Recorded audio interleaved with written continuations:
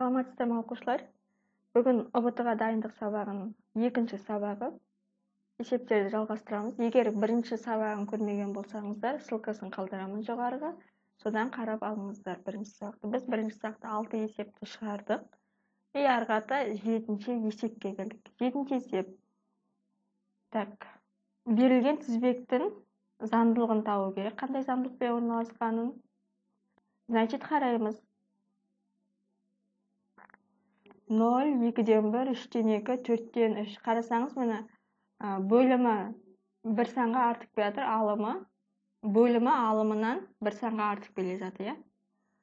Значит, қараңыз. Мына жерден уже ответпен қууға болады. Мысалы, ответте қарасаңыз, мысалы, n 0-ге тең болса, значит, так, n 0-ге емес 1-ге тең болса, иә? Так, бірден бастаймыз ғой, бірінші мүшесі деген сөз. n 1-ге тең болса, значит, мына жерде 1 минус 1 бөлінген 1. Яғни 0 деген шығады. Біріншіден шығып тұр. Екіншісі, если n 2-ге тең болса, 2 минус 1 бөлінген 2. Яғни 2-ден 1 шығады. Міне екінші мүшесі.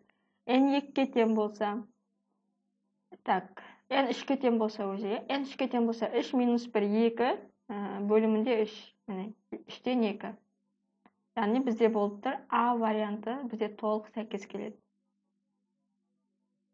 Так, келесі.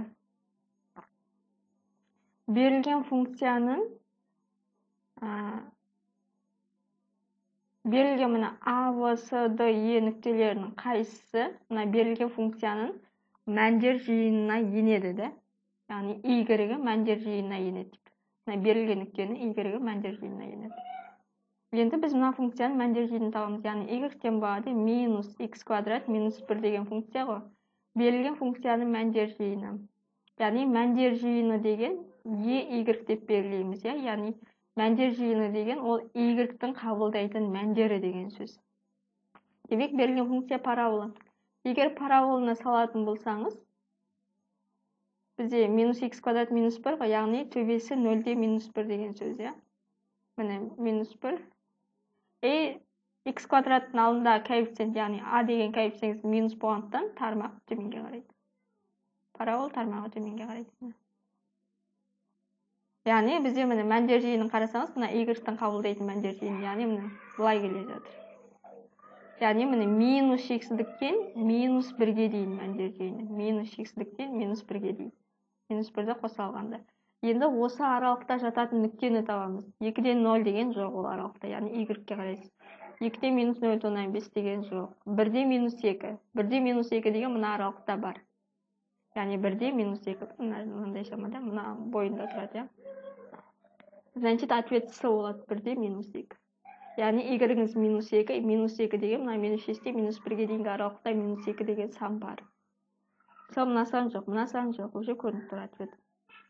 Енді 9-шы есепте. Үшбұрыштың бұрыштарының қатынасы 4, 2, 3 қатынасындай. Берілген үшбұрыштың ең үлкен бұрышын табыңыз. Біз білеміз, үшбұрыштың ішкі бұрыштарының қосындысы 180 градусқа тең болатынын.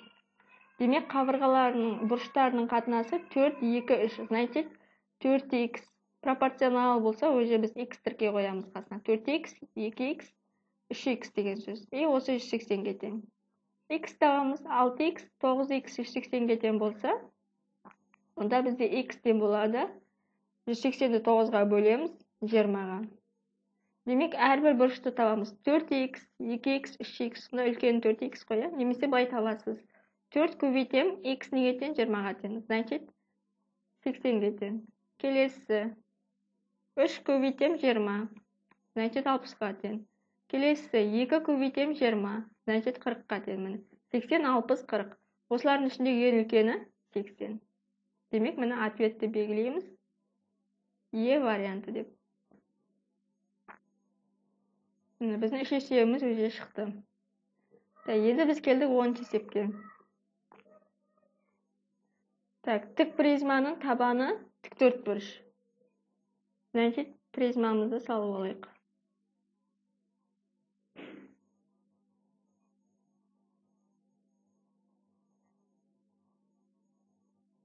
Так, міне табаны тіктөртбұрыш.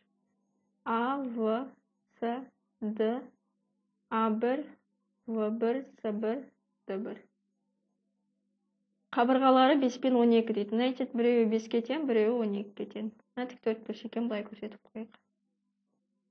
Бір қабырғасы 2 түбірасты 30, яғни биіктігі 2 түбірасты 30 деген. Найдите диагонал призма. Призманың биіктігін табыңыз. Диагоналын табыңыз. Призманың диагоналы деген мына төбемен мына төбені қосамыз, A1 деген. Осы бізде призманың диагоналы, осы диагонал.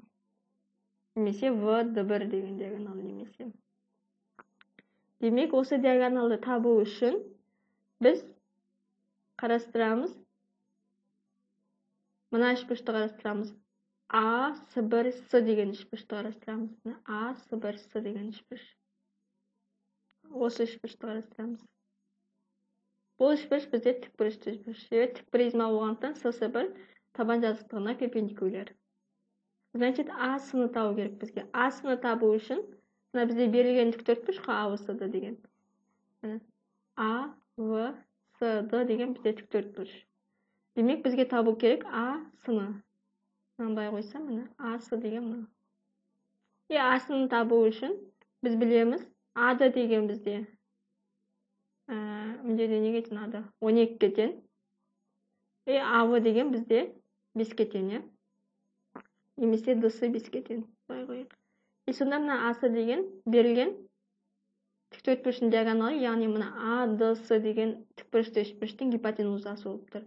Значит, А-сы дегеніміз түбір астында 12 квадратқа 5 квадратты қосқанға тең. Пифагор теоремасы бойынша. Біз Пифагор теоремасын білеміз. Катеттердің квадраттарының қосындысы гипотенузаның квадратына тең дегенді. Демек, 12 квадратқа 5 квадратты қоссақ, бізде шығады 144-ке 25 қосам 169. Яғни 13-ке тең. А-сыны таптық. Енді біз қарастырып жатырмыз мына үшбұрышты. А-С1 С деген үшбұрыш. Мұндағы А-сы бізде 13-ке тең болды. С1 бізде бір қабырғасы бар, 2 түбірасты 30-ға тең. Демек, тағы да А-1 табу үшін Пифагор теоремасын тағы да қолданамыз. 13 квадратқа қосамыз 2 түбірасты 30-дың квадраты. Бұл жерде қате жазбау керек, себебі 2 түбірасты 30-ды түгел жақшаға аламыз. Себебі 2-де квадратталады, түбірасты 30-да квадратталады.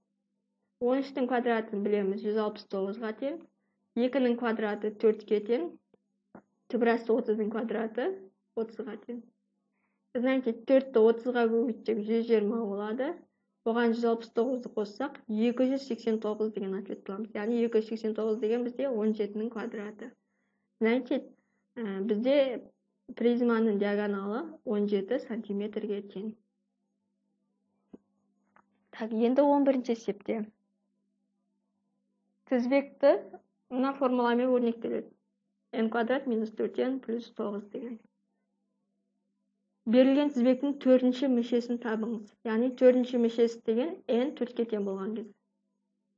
Значит, B4-ті табамыз.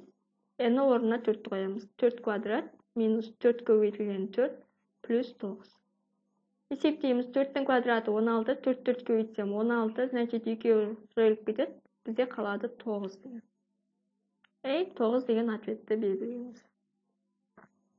12-ші есепте.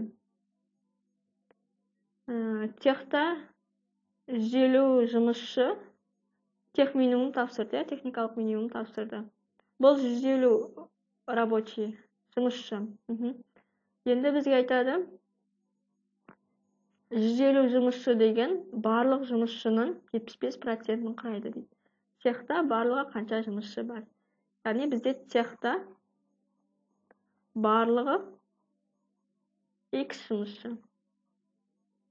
Осы X-тің 75%, яғни 75% деген 100-ден 75 деген сөз. Себебі барлығы 100% бар, я? Сонда мына X-ті көбейтеміз 100-ден 75-ке, ол бізде тең болады 150-ге. Болды, X-ті табамыз. Яғни X көбейтілген 100-ден 75 деген екеуінде 75-ке бөліп жасан 4-тен 3 деген шығады, я? 25-ке бөліп жасақ. Тең 150-ге. Значит, X табатын болсақ, 150-ді 4'ten 3'ke bölem ya. Yani 150'de 4'ten 3'ke bölem деген 150'de 3'ten 4'ke көбейтем деген сөз. Демек 150 мен 3 қысқарады десе 50. 50'de 4'ke көбейтеміз 200. Барлығы 200 рабочий бар.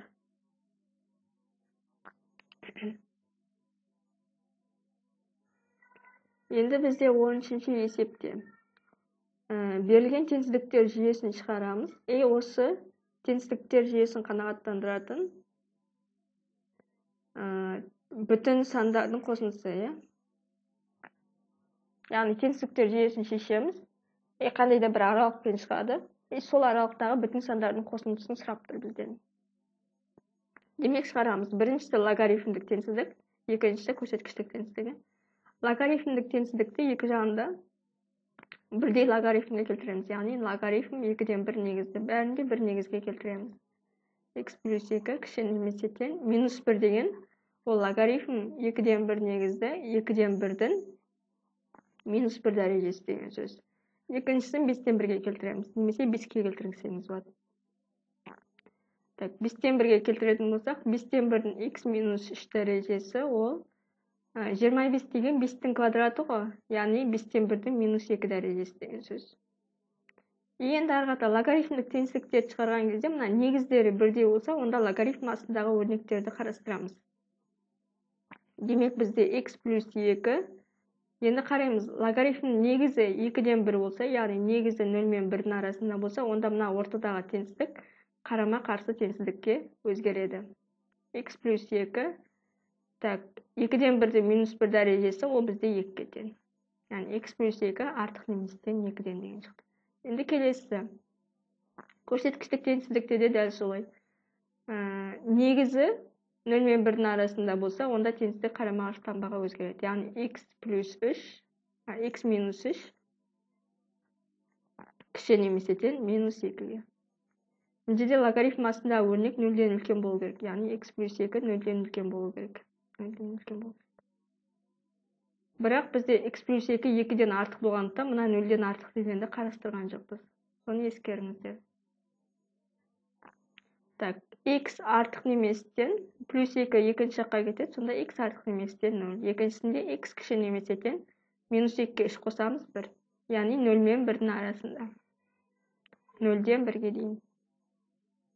Себебі екеуі де қатаң емес, сондықтан 0 мен 1-ге тыйрықша қоямыз. Енді осы аралықтағы бүтін сан ол 0 мен 1. 0-ге 1-ді қосамыз, 1 деген жауапты аламыз. Демек жауап С деп белгілейміз. Келесі 14-ші есепте.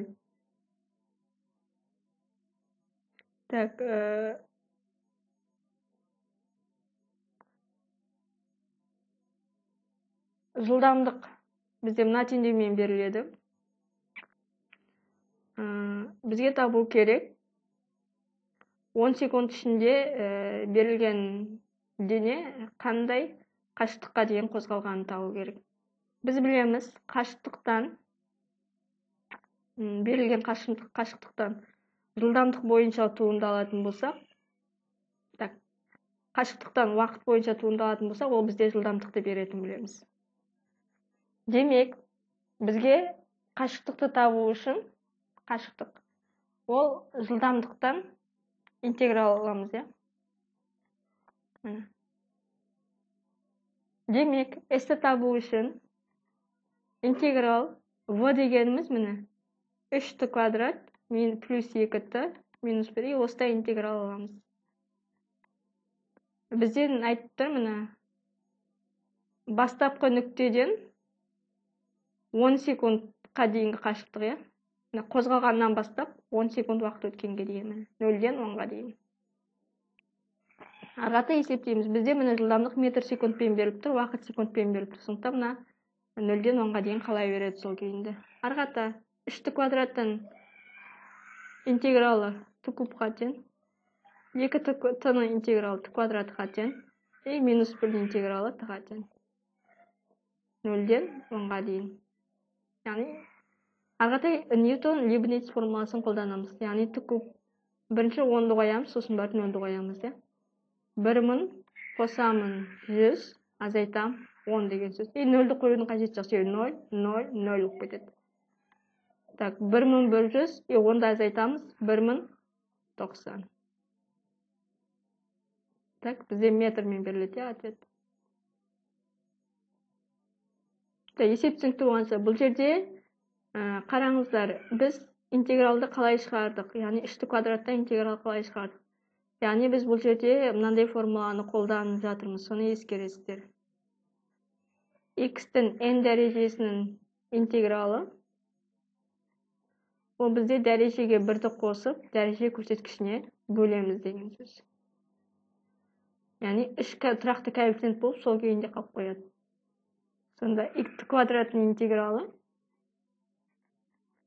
яғни 2-ге 1-ді қосам, 2 плюс 1-ге бөлем. Сонда квадраттың интеграл т куб бөлінген 3 болады. Т куб бөлінген 3, мына алдында 3 бар. Сонда т куб бөлінген 3-ті 3-ге көбейтсеңіз, т-ның кубының өзі шығады. Қалғандарды дәл солай. Ал тұрақты санның интегралы болса, с dx болса, онда с көбейтілген x болады. Яғни бізде с 1-ге тең, көбейтілген, бізде т-ға қатысты болғандықтан т, 1 көбейтілген т-ға тең.